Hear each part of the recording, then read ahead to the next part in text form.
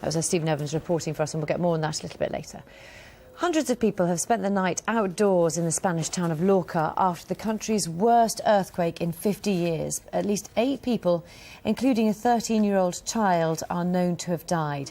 2 tremors, the largest measuring 5.2 in magnitude, hit the town just 2 hours apart.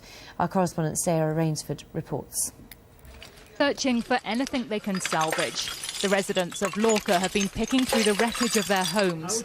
All this, the result of the most powerful earthquake to hit Spain in decades.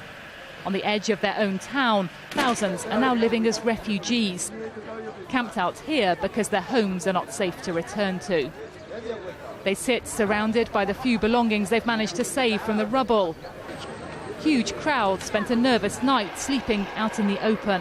Many are still clearly traumatised by what's happened here.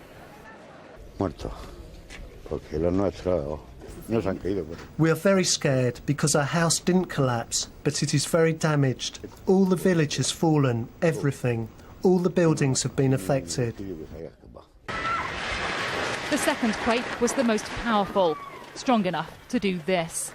The church bell tower came crashing down, just missing a reporter in the square below.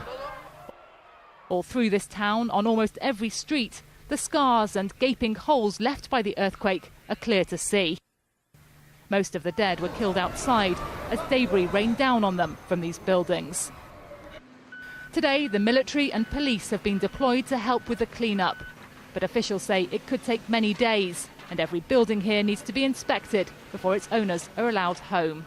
Spain's Prime Minister has sent his condolences. He says the government will spare no funds rebuilding Lorca.